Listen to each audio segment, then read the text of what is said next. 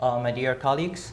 First of all, let me take the opportunity to thank my local hosts, especially Professor Fujiwara, who unfortunately is not on the scene, for inviting me to give this closing keynote talk as the conference draws to a conclusion. Today, I would like to share some recent findings with you on a very important question. That is, how should we Sino-Tibetanists identify subgroups in whatever language or languages we're studying? The specific topic is the immensely complicated Tibetic family, which my colleague Nicolas Tournado aptly compared to the Romance languages in terms of internal diversity and number of distinct languages. Okay, this is a case study of an area, Khrochu in written Tibetan, or Ch.1 in Indo-Tibetan. That's one of the counties within the Aba prefecture in northern Sichuan. Okay, I'll begin by introducing you to the languages spoken in this county. This county is called, in Chinese, Heishui, black water, and the Tibetan word, as you know, means cast iron water. The water doesn't look so black to me, but they call it that anyway. In this county, three indigenous Sino-Tibetan language groups are represented. The first one of them is Rima, the external name is Ch.1, which is not entirely adequate, and Jarong and Tibetic. Okay, I'll show these language groups on the map for you. The red color or pink color area is the Rma speaking area, where at least 3 or even 4 distinct languages are represented. The most prominent one is, of course, northwestern Rma, including Mawo, the prestigious Mawo dialect. The yellow color areas spoken in 3 villages are the Jarong languages, representing 2 distinct dialects of Eastern or Situ Jarong. And yet, as you can see here, to the north and west, the green area, the green spots are the areas where the Tibetic languages, or to be conservative, I should say, lects, are spoken. Okay, the Tibetic languages in Khrochu, according to the gazetteer of Heishui County, they make the sweeping claim that the Tibetan speeches within the county are dialects of Amdo period. Okay, but this is their 县志 or gazetteer. But this is grossly misleading. If you believe them, then you would think that this is, okay, just another Amdo area, just like Hongyuan or Songpan. But that's not right. Okay, over the years, our continued documentation endeavors have uncovered as many as 7 distinct, previously unknown Tibetic clusters. These are from west toward the northeast, are Saste, Taku, Roto, Eastern Chuna, Southern Matza, Take, and Tsagi, pronounced in the local pronunciation. Okay, so obviously this is a very diverse, linguistically very diverse area. So 2 follow-up research questions naturally suggest themselves. First, what are the linguistic positions of these Tibetic varieties? If I don't agree that they are all Ando, what are my opinions? Okay, how are they related to each other? Remember, there are 7 of them, right? How are they related to each other? And to Tibetic languages spoken beyond the Heishui County borders. Before I proceed, I would like to say a few words about subgrouping methodology.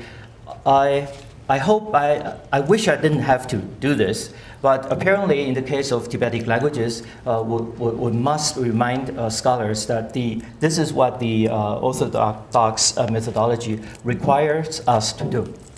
Okay? Historical linguists unanimously agree that language subgrouping is determined solely or only by shared innovations in phonology and morphology, and to a lesser extent lexicon, because these are evidence that members of a putative subgroup share a period of common history. But that statement must come with two qualifications or provisos. First, only aberrant, abnormal, typologically uncommon shared innovations are useful for subgrouping, because frequently attested or natural sound changes may well have arisen independently in languages or dialects belonging to different phylogenetic clades. Okay, the second qualification, which is advising us what would be the way to go by default. This methodological guideline has been nicely captured or formulated by Robert Blust. He says, at the outset, every language can be regarded as a primary branch of the family to which it belongs. Okay, that's the default treatment. Put it at the highest level. When evidence of ESI or exclusively shared innovation is found for combining it with another language or languages, it is then assigned to a subordinate node in the tree. Conversely, if you cannot find the evidence, if no evidence for ESI is found for assigning the target language to a subordinate node within a tree, that language must be assigned directly to the highest node, like hangers on a clothesline at the very, very top. Okay, in view of the foregoing principles, if one encounters an unstudied Tibetan variety somewhere in the world, one must resist the temptation to pigeonhole it rashly into a poorly defined dialect, Amdor, Khams, or whatever, Western or whatever, on convenient but shaky criteria. Instead, one should leave it unclassified under Tibetic at the highest level until a closer affinity with a recognized subgroup can be demonstrated. Okay, with that methodological reminders in mind, the goals of this study are first to discuss a set of striking phonological, lexical, and morphosyntactic developments in one of the 7 Tibetic lects, Eastern Chuna. That's the local pronunciation, Chunak, or black water, okay? But they say Chuna, or EC cluster, which supports setting it up as a distinct Tibetic language.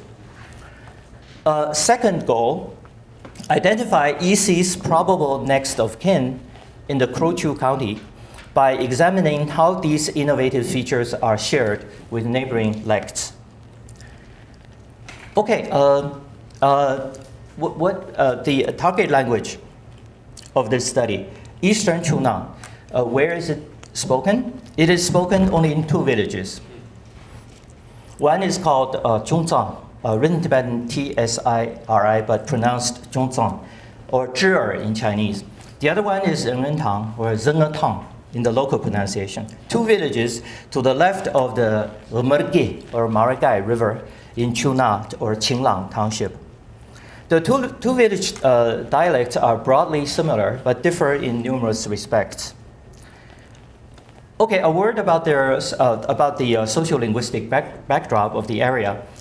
The linguistic scene in Chunak Township is dominated by northwestern Rma. That is the dominant form of Qiang or Rma in the Blackwater County, Heishui County. 6 out of 11 villages of the township, even one hamlet in the Zengetang village, is Rma speaking. So bilingualism is the norm here. Not surprisingly, Rma has exerted strong influence on Eastern Chuna.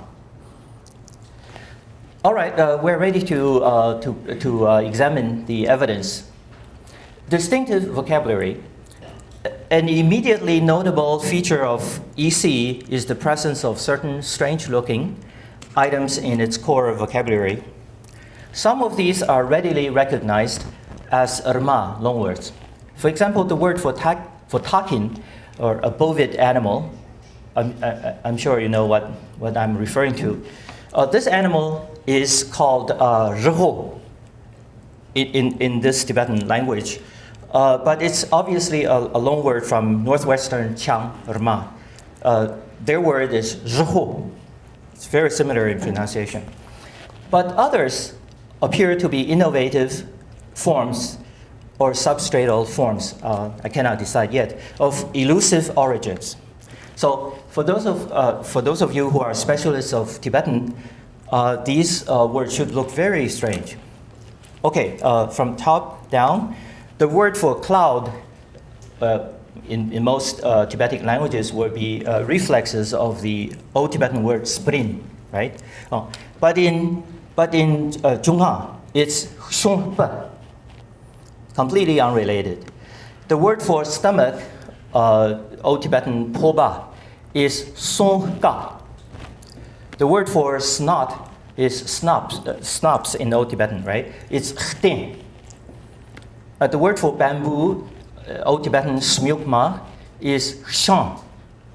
The word for grass, Old Tibetan sta, is sh. This is not a reflex, despite the apparent similarity. Be able, Old Tibetan tup, right, is li. The word for heart, Old Tibetan singing, right, is zhenba. Zhenba. They're all different words. And by the way, they are not Qiang words. Because, for example, the Qiang word for cloud is zdom, from zdm, pronounced zdem. The word for stomach in Qiang is stha, right? Snot is stay. Bamboo is shpa. And so on. Be able is qi. So these are not loanwords from the locally dominant language Qiang.